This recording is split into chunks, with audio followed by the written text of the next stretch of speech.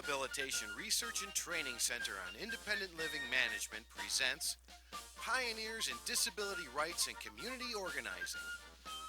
An interview with Diane Coleman. Hi, I'm June Kalis, and I'm here with Doug Usiak, and we're interviewing Diane Coleman. Welcome. Hi. Diane, how did you get involved with community organizing, and what type of community organizing have you done? Oh boy, that's a really interesting question. I think I first got involved. I grew up trained to try to escape my disability identity, and so for my first 30 years, I was busily trying to pass as best one can from a wheelchair, which is a joke. But a leader in the disability community, Doug Martin, invited me to get connected with a board of directors in Los Angeles, West Side Center for Independent Living, and with June as the director. So I was around a lot of people who provided me a lot of training and mentoring about what the disability movement was all about. And I remember getting invited to my first protest. I was a lawyer for the state about 6 blocks away from the ACLU, and I was invited to protest at the ACLU, which was shocking because I was a card-carrying member at the time. And it was because the ACLU had provided an attorney who was bringing a right-to-die case involving Elizabeth Bouvier, a young woman with cerebral palsy who had sought to have the legal right to, in a hospital setting, starve herself to death while receiving morphine and comfort care. And she had been through a lot of difficult situations. She had had a miscarriage, her marriage had broken up, her mother was diagnosed with cancer, and her brother died in a drowning accident. So it was pretty easy for us to understand that she might be in crisis and needs support. But the ACLU, the lawyer who was actually a co-founder of the Hemlock Society, named Richard Scott, saw this as an opportunity to exploit the situation and move right-to-die law into a new mode. And so the disability community called for a protest, and I got a notice as a board member and went, and the media came and interviewed people, and they didn't understand at all why we were saying, well, you wouldn't help a non-disabled woman who had a miscarriage and a marriage breakup, etc., commit suicide. Why are you helping her? Why are you seeing this as a good thing instead of a bad thing? And it was so shocking, and it was impossible to get them to understand. So that was my introduction to communicating with the public through the media by coming together as a group and stating our position. And I feel like that was my beginning. And how did things progress from there in terms of your experience, career, involvement with the movement and organizing? Well, that was 1985. A couple of years later, I had been to a conference where ADAPT presented on the civil rights movement for accessible public transportation. And I'd always been very impressed by the black civil rights movement, the efforts that had been made, and I didn't really ever see people with disabilities as the same as that.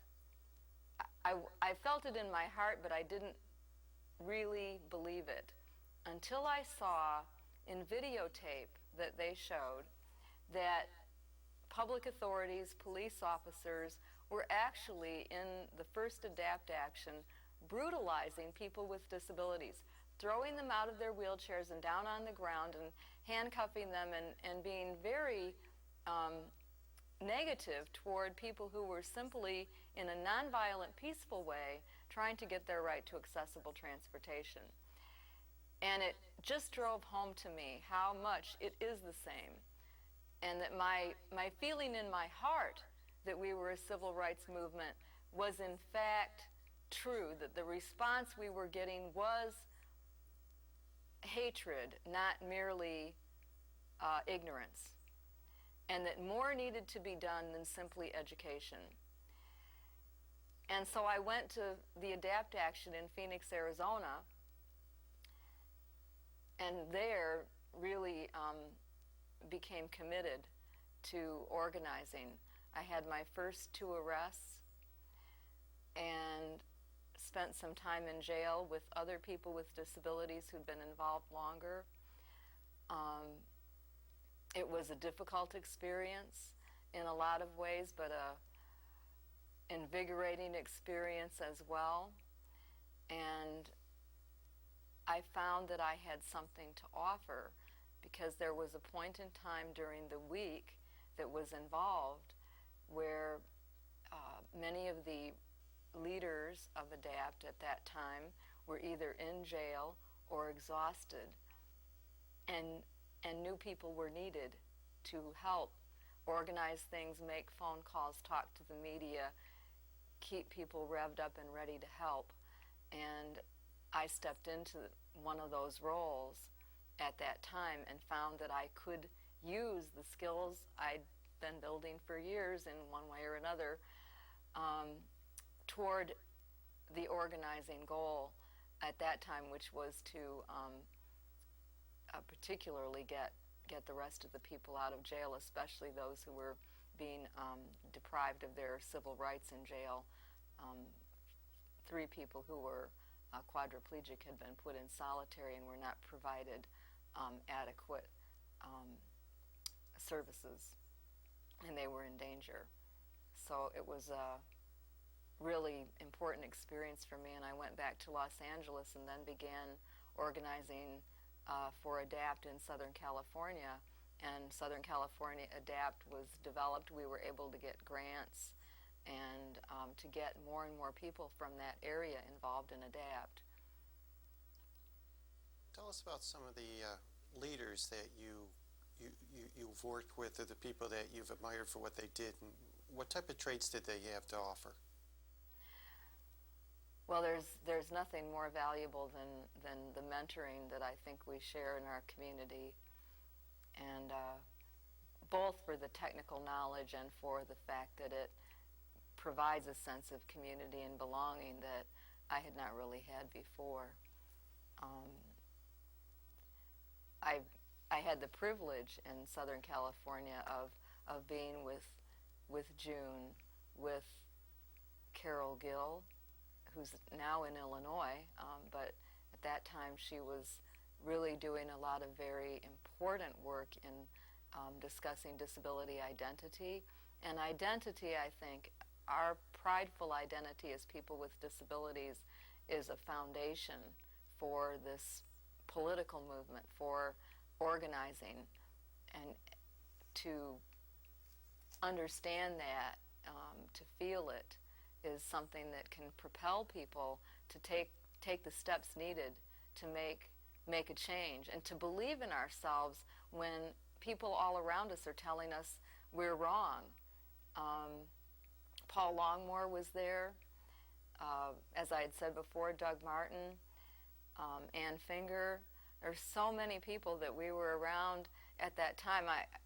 I know I'm forgetting names. I remember realizing when I was there that there were at least 50 people that if we needed to do something, we would be able to pull off a protest, an action, meetings, whatever it took. And I really learned from people that it's important to take every kind of step. You know, we have to do our homework, we have to do the letter writing, the phone calls, but an important thing is not to take no for an answer, not to let the committee work and other things that we must do lead us to take no for an answer in the end, or to deflect all of our energy to the point that we accept on a long-term basis little or no change. From ADAPT, I learned to not take no for an answer, and that we can take it to the next step. We can take it to the public and sometimes prevail, and without a doubt move the issue.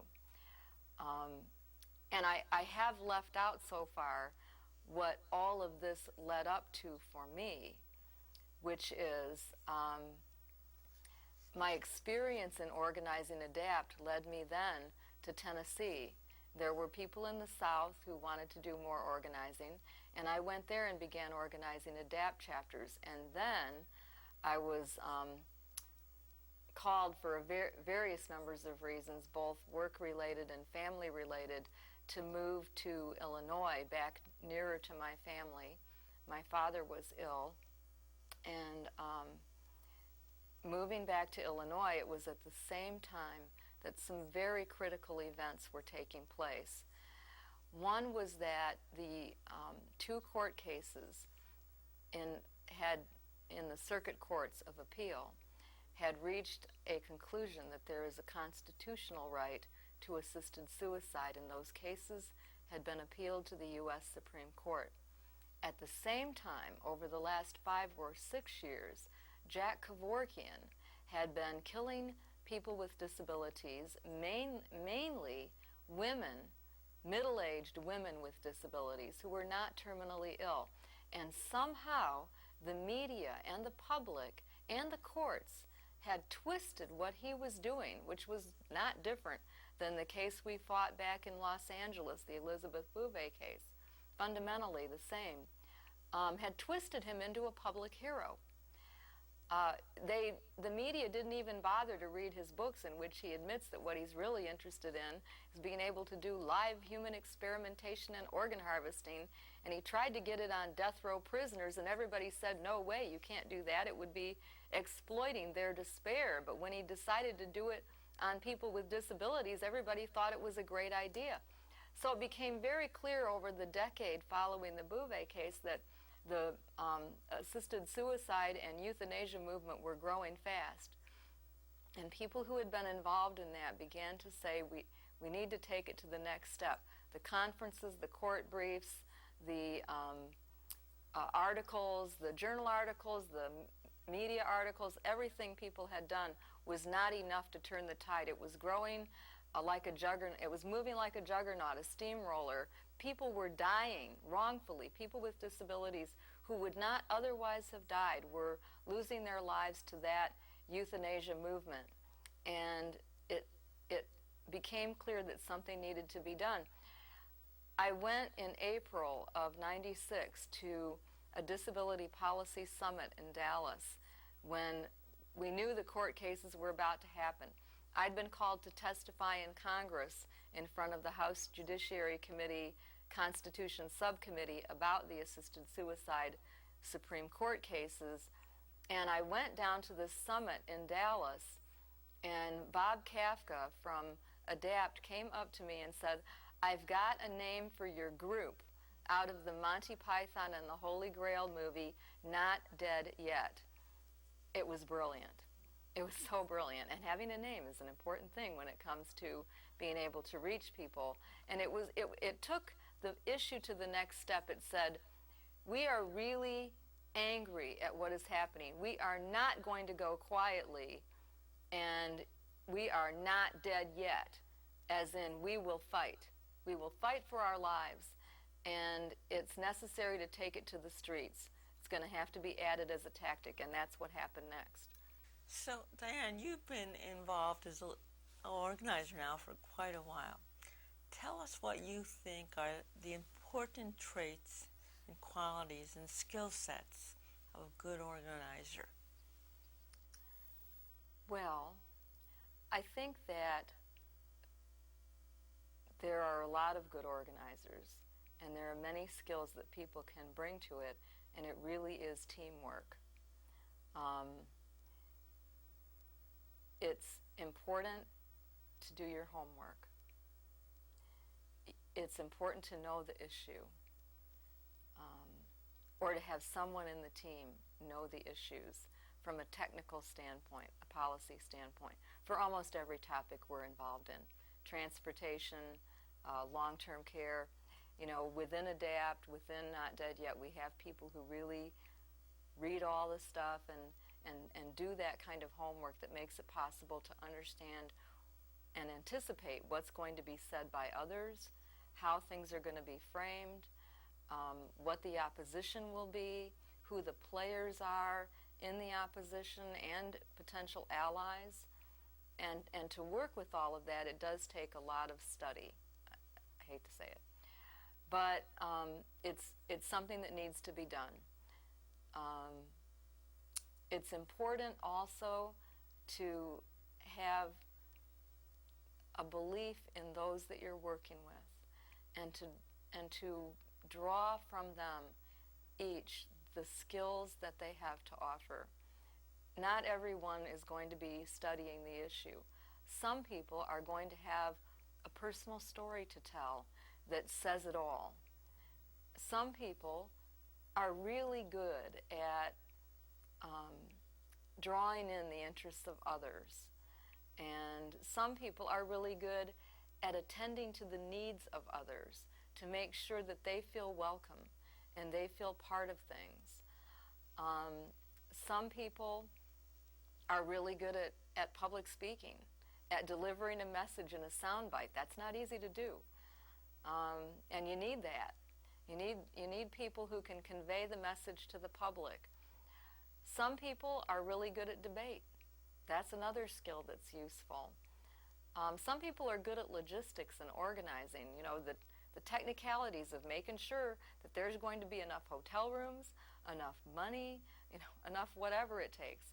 Fundraising, that's always needed. I mean, it's amazing, though, I will say, what the disability movement has been able to do with almost no money, relatively speaking.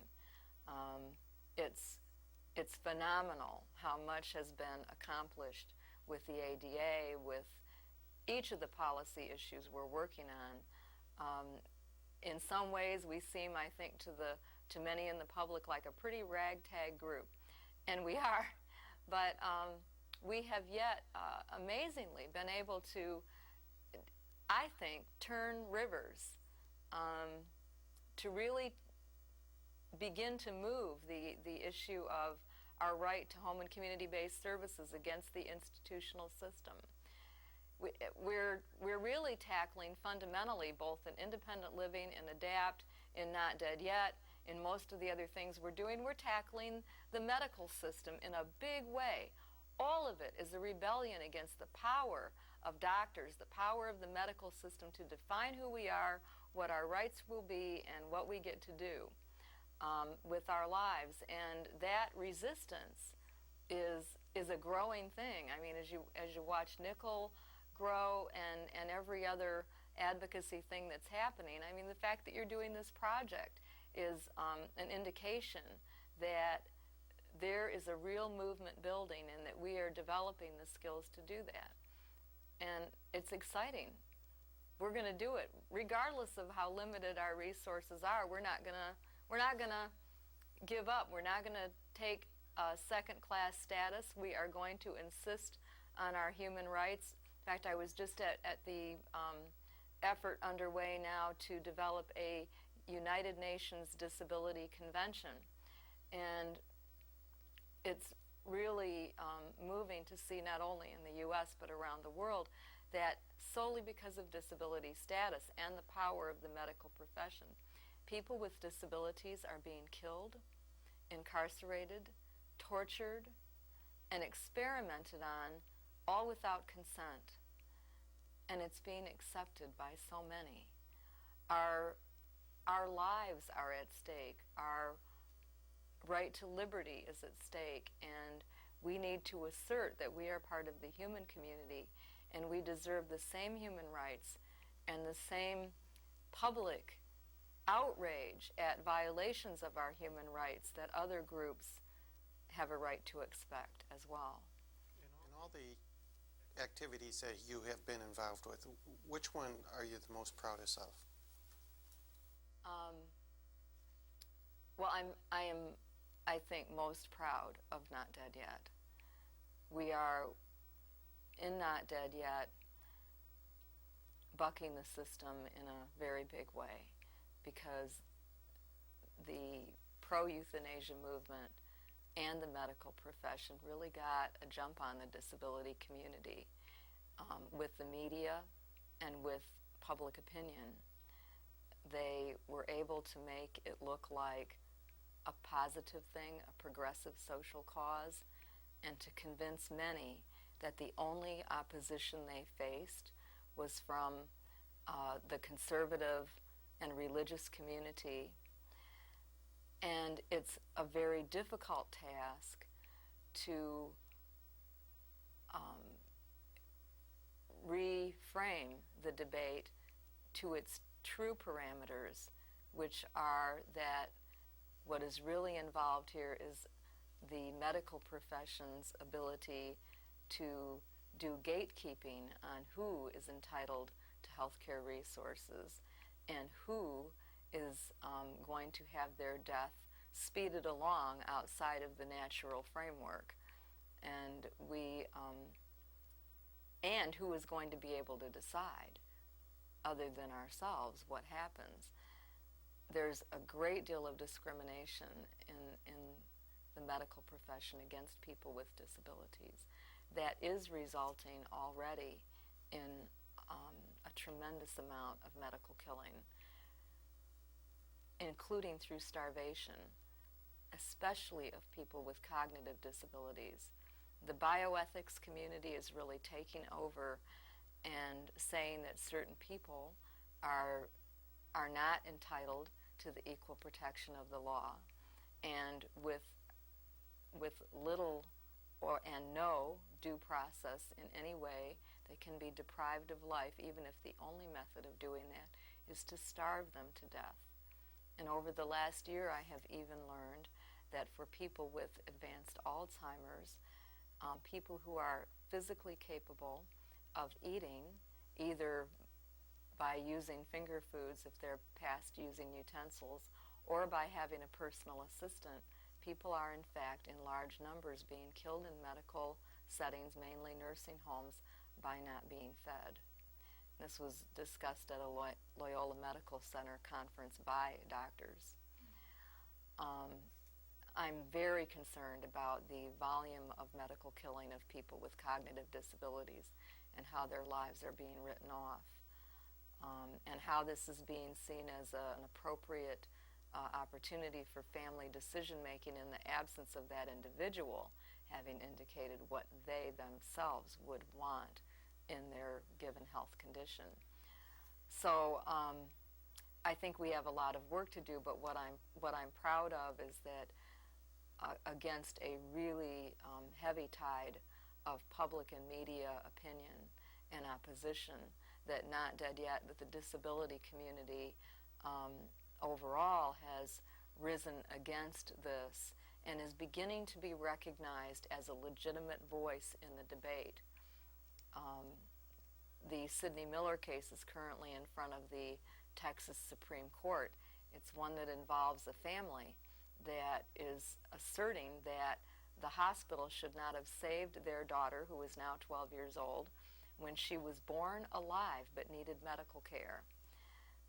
They did not want that medical care provided, but the hospital had a policy that they would provide care if the baby was over 500 grams born alive.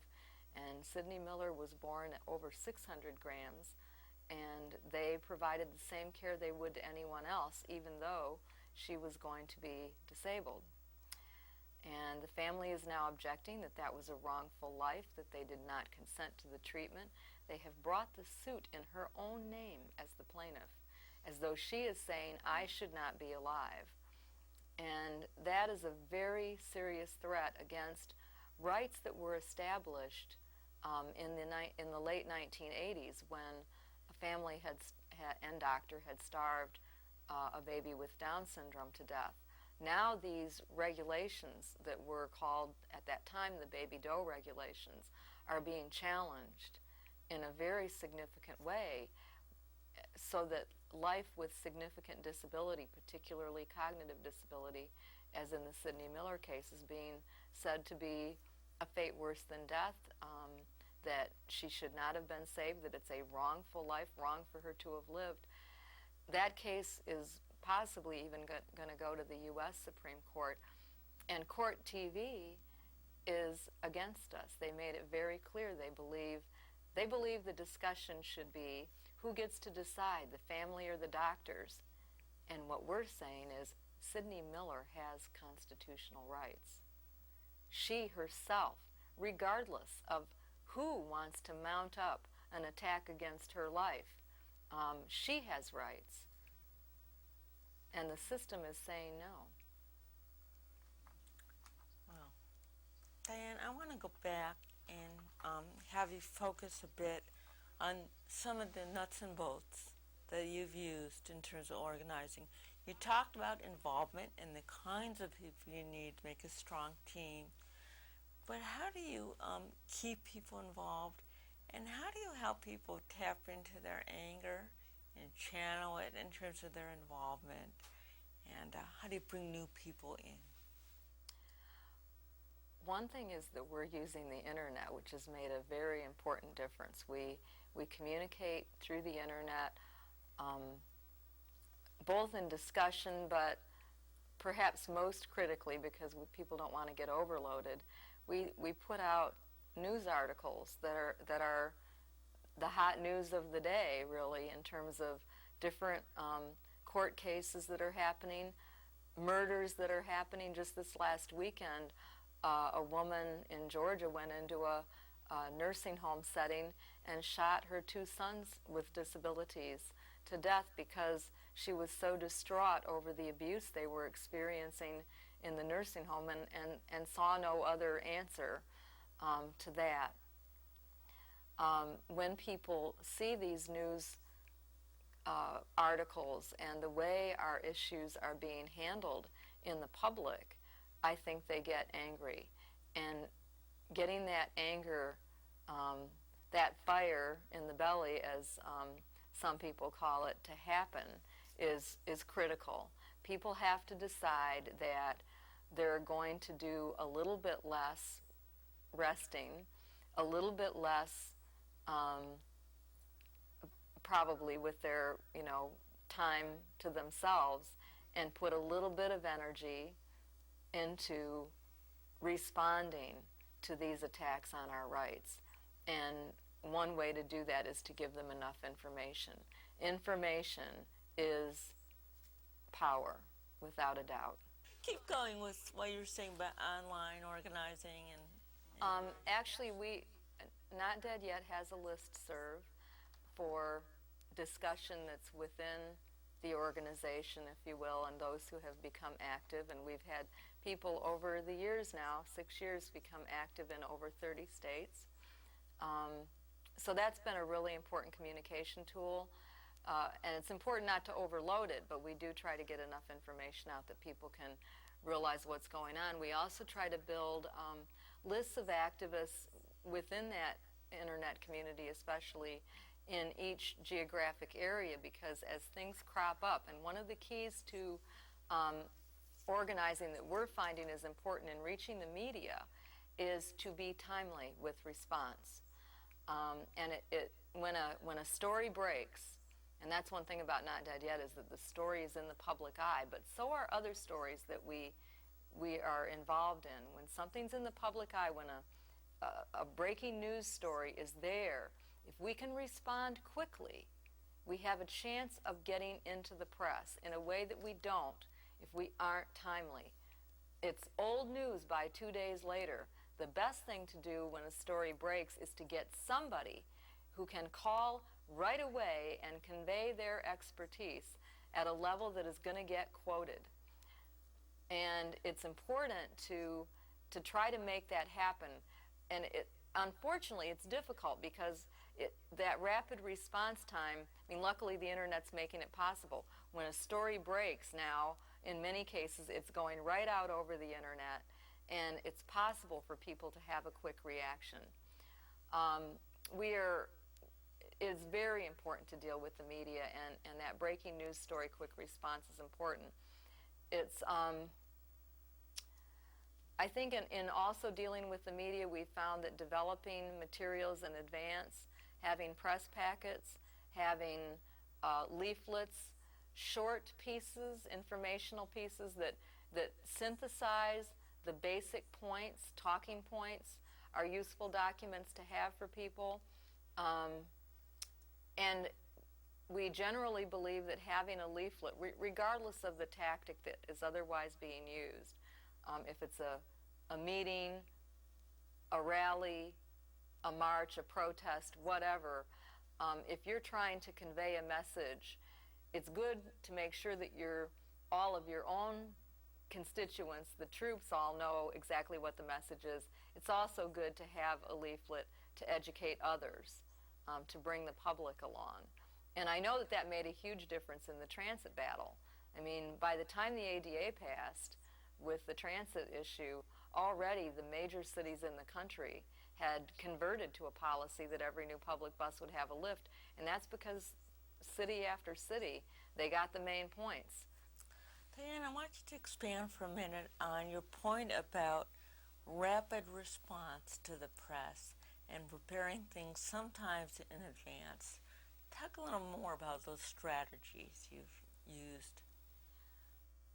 What we've been able to do is to identify the key issues on our topic and develop fact sheets about them that can be quickly produced and faxed and sent. And some of those fact sheets actually give us the core of a press release.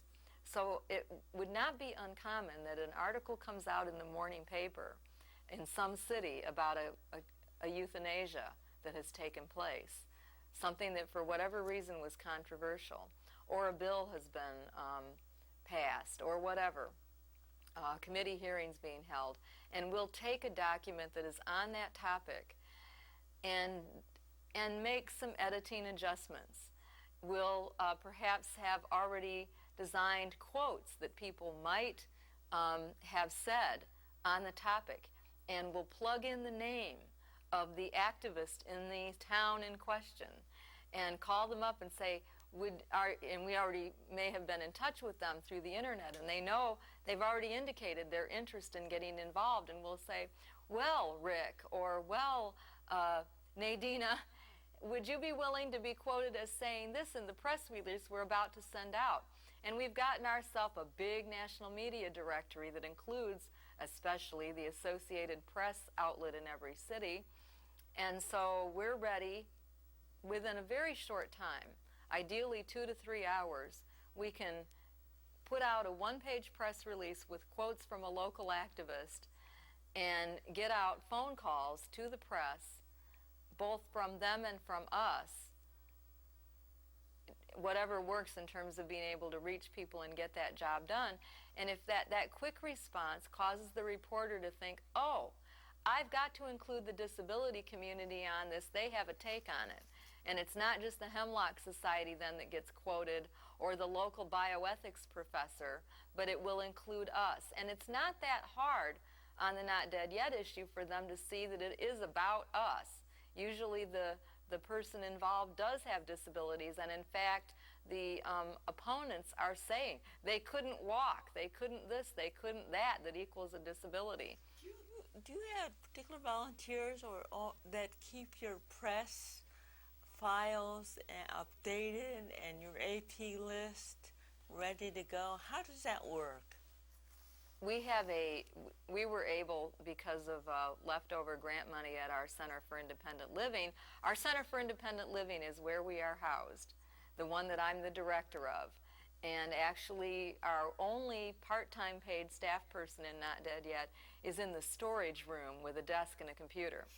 But we have the fax machine and the infrastructure, you know, the internet, the fax machine, the copier, the basic things you need, the phone system with the phone bill getting paid to handle the basics of physically doing it. And having a center for independent living or other local entity to provide that is very useful. But most of our folks are volunteers, and it's just the dedication of the staff that are involved in organizing on a number of disability issues that is so critical for us. There aren't, you know, ongoing meetings all over the country monthly chapter meetings of Not Dead Yet groups.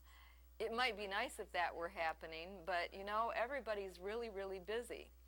And so it's important that, considering that there are so few people and so many issues, even as we grow, we're still, I think, too small as a movement. There's so much on everybody's plate who's busy, that the thing is to respond quickly when something happens, deal with it, and then let the individuals involved go back and do the other things they're doing, the nursing home issue, and so on and so forth. And we try to really respect people's time and to do some of those steps, having the release almost ready, having the fact sheets, having the press packs, and we're just developing them kind of all the time, having the legal briefs that people can sign on to. You know, Steve Gold has been very, very instrumental in that. That it makes it possible for people to get involved without having so much of their energy taken by it that it doesn't work. We shipped signs out to the Bay Area last week for the protest against Peter Singer. We had made them 3 years ago when he first appeared at Princeton University. We had made and laminated signs. Now we've held on to those, or as many of them as we could get back from people, and we still ship them out when they're needed. Those kind of things make it possible from a national headquarters to keep things going wherever they're needed on a local level. Can you speak to how you've identified the various priorities or issues as a group that you want to focus on and react to? That's a very good question, and it can be sometimes very difficult because it's necessary to think in each case, how will an issue be framed?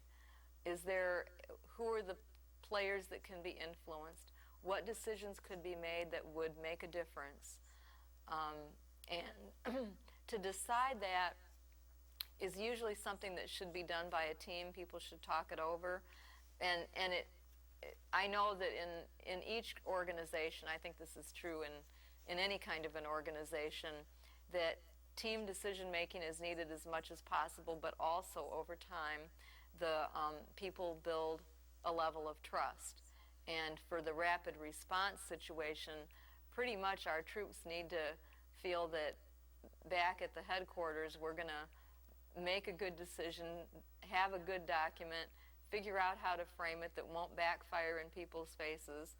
And it is easy on the Not Dead Yet issue to have things backfire because the press is against us. It's not the nursing home issue is easier in terms of it's a mom and apple pie and nobody wants to go to a nursing home, but the assisted suicide issue is always tough. There's always the risk that it's going to backfire. And I think in a lot of disability issues, with IDEA also, there's a backfiring. There's a sense of never have so many spent so much on so few. I mean, that is the issue, the resource issue we're fighting in every arena. And to figure out how to frame that and talk about it in a way that doesn't antagonize reporters, that doesn't cause them to portray us as selfish, greedy people is a challenge. Picking the issues and being able to frame them and communicate about them and have stories that reach the heart is important. But what technique do you employ in doing that?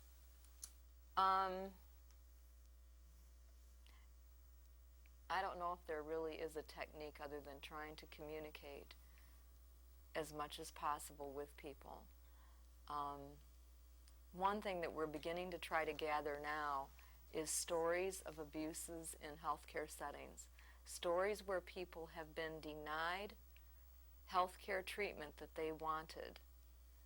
One of the newest developments in the healthcare field is called futile care theory or futile care guidelines, in which doctors are being permitted to withhold necessary life-sustaining treatment against the will of their family or themselves wanting that treatment. Now, this has been going on for a while, but it's getting formalized. The AMA 3 years ago adopted a formal set of guidelines and recommended that hospitals and health providers do this. And it's basically a system whereby health providers can deny necessary treatment based on their assessment of one's quality of life. A very threatening thing, but until we get stories collected about it, it's going to be difficult to convince the press that this is not a good and appropriate thing. When you collect these stories, you mentioned the press. Are these stories only for the press? They're for ourselves as well. Can you speak to where you would use these stories, in what venues?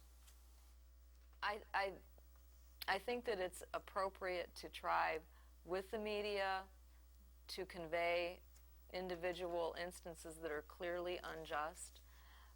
It's good to hopefully have the person involved or their family speak to the issue, the family if the person is dead, which has occurred in a number of cases that Not Dead Yet is dealing with.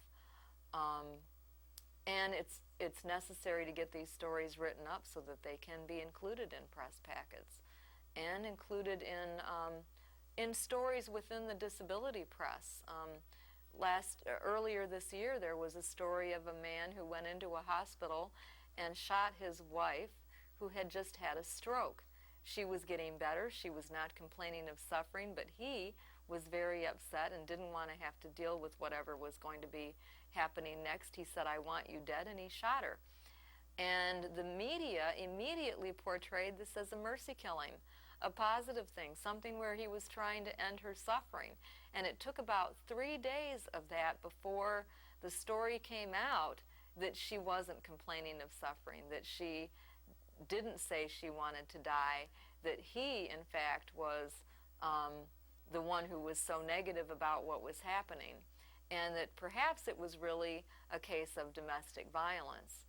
And the fact that the media jumped so fast was the result of that was that it was very necessary for the disability community to be out in front of the press, and then this has been written up now in the Ragged Edge as an example of how the press can twist things and how it's necessary to speak out, to reframe the debate, and to expose the biases that the press may have against people with disabilities.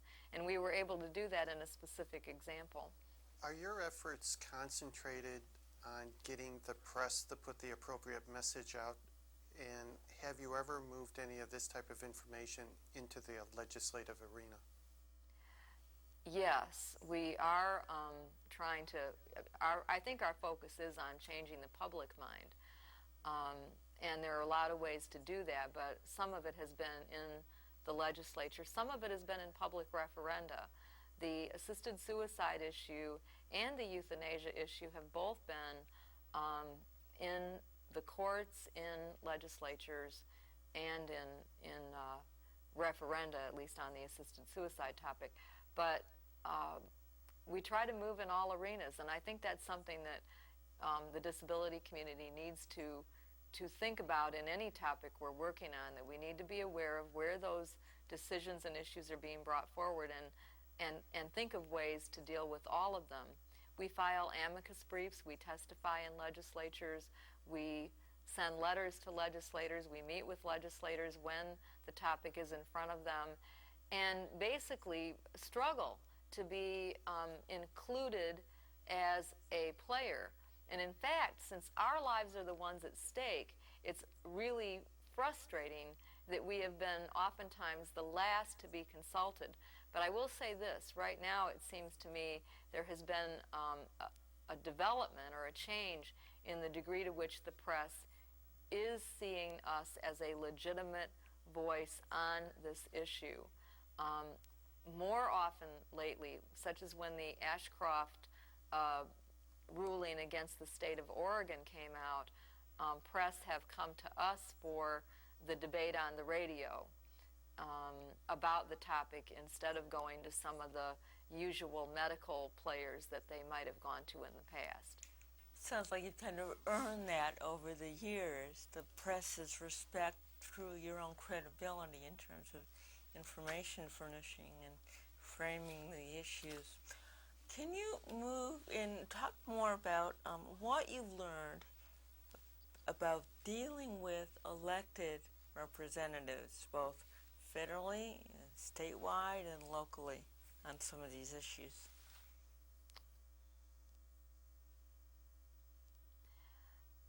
I think that on the topic of Not Dead Yet, there's been a very clear-cut partisanship that's been problematic and frustrating.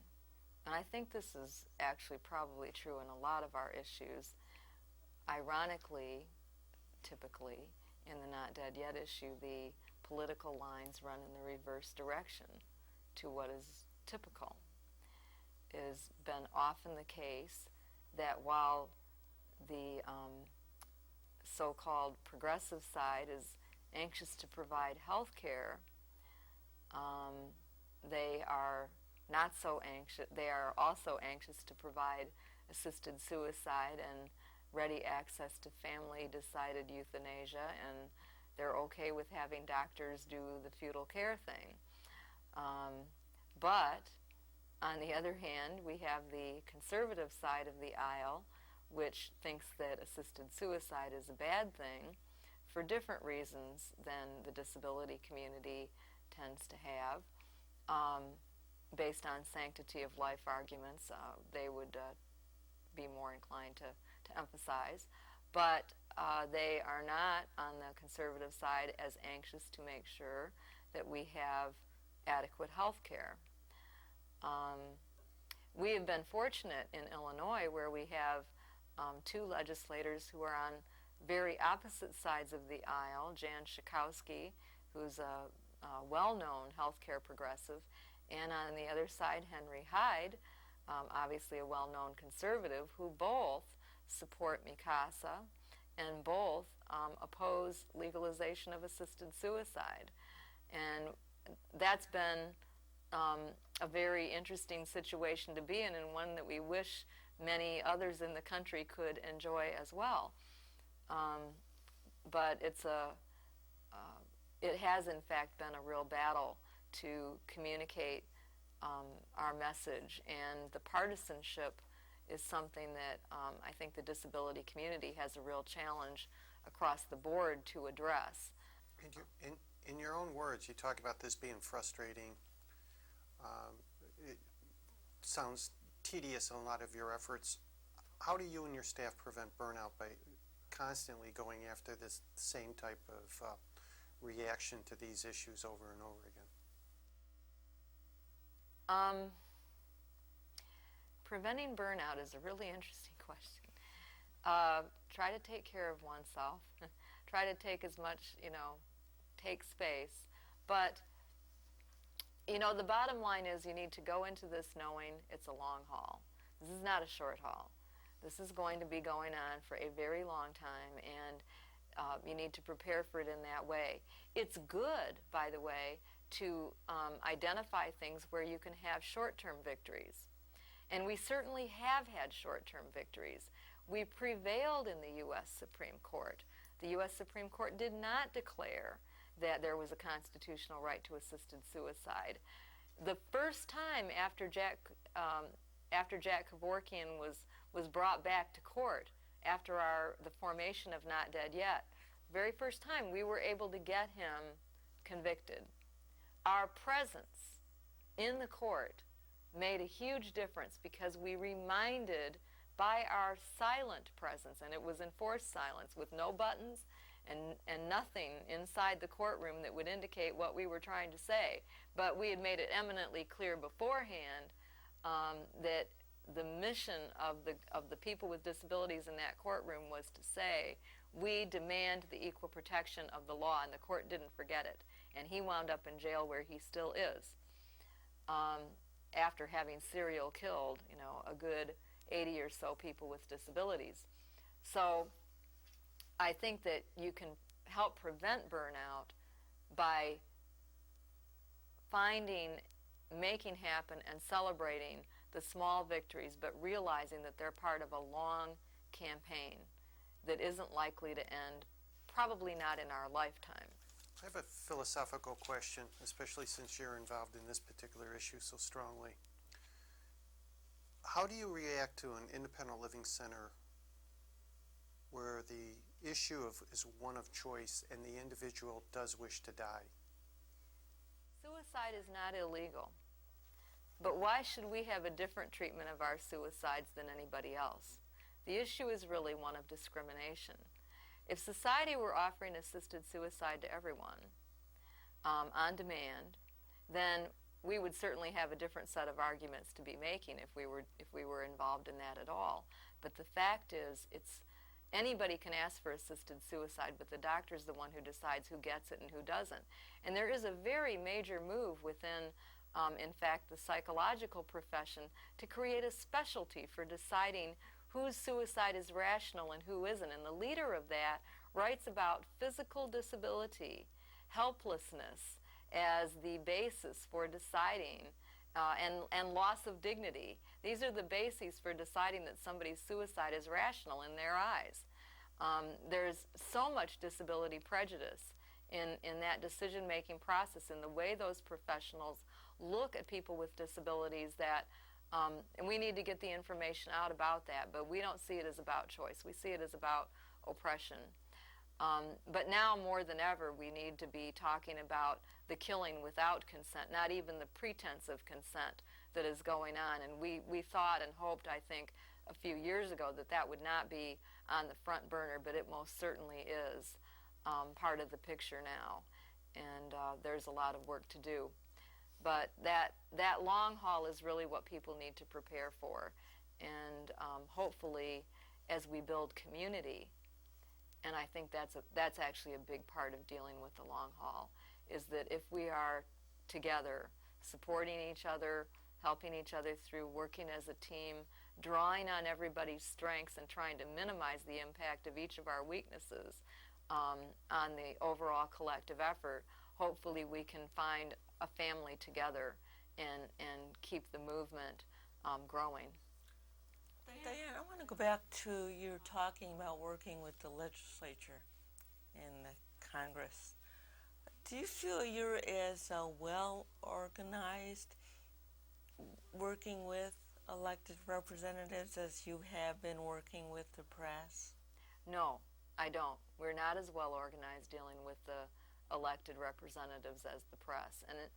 And part of that is because the issue has not been in front of, there's only one time so far that the issue's been in front of Congress. And that was in the Pain Relief Promotion Act. And we, both National Council on Independent Living and Not Dead Yet, were supporting the Pain Relief Promotion Act, which would have said, on the one hand, that pain relief should happen and it should be allowed, and even if it should hasten death, people should be able to get what they need in that regard. But on the other hand, giving drugs, controlled substances, for the purpose of killing is not a legitimate medical purpose. We really wanted that to pass. It wouldn't have really changed anything in any state except Oregon, but it was a good idea. And the last thing we want is for deliberate medical killing to be seen as a legitimate medical service, which increasingly it is. That is a tremendous threat to people with disabilities, to have it seen in that way. And that bill, while it was worked on for about 4 years, was not successful. And we testified 3 times in committees on it. We attempted to organize on it, but the opposition really was very successful and well-funded, of course. It's the medical community. And even those who are on our side on assisted suicide in the medical community did not want any accountability in that topic. They said, well, it'll have a chilling effect on pain relief. And we could even prove in some states where they had passed similar laws, 10 states, that morphine use and pain relief went up And in fact, it's barbiturates, not pain relievers, that are used for assisted suicide. So there was really very little factual basis for the allegation of chilling effect. But the bottom line is, and we all know this, doctors do not want to be held accountable. Even those that might be on our side want to have the freedom to be the ones who have the power. And that is really what we need to resist, and we were not able to successfully resist it. Even though we got in the House, I think 80 or so legislators signed on to the Pain Relief Promotion Act in its second introduction, it was not enough. We could not get it passed. Can you talk about your coalition building and some people you might not have anticipated being part of your coalition? Actually, coalition building was a real challenge for Not Dead Yet, because the first thought about the issue is that it's a matter of choice. And I remember actually at Nickel 5-6 years ago when we first formed, having somebody, a leader in the movement, come up to me and say, "You are wrong." And after we had just hit Jack Kevorkian for the first time. And not that they were pro-Kevorkian, but they were, I think, pro-assisted suicide. And yet that group and a bunch of others have, over time, turned to our direction. Now there are 11 national disability organizations that oppose legalizing assisted suicide. And that has been really a one-by-one effort of communicating about the issue and being able to get past the public media image of what the issue is and conveying the truth of it, which is about doctor power. And I think that in all of our issues where there are opponents, like the nursing home issue is another example, there are pro-institution people who say they're in the disability community. Communicating about the issue and building those alliances is very important. And gradually over time, more and more have come on to MICASA.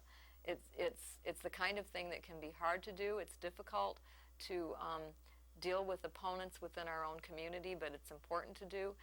And then, of course, there's the issue of allies outside of our community, and that's a whole nother topic that can be a struggle to work with, but it's something that we really need to do. In fact, in the end, the disability community must bring the general public into our arena, and I suggest that we really focus a lot of attention on the elder community, the aging community, as we do that, because it won't be long till a lot of us are there.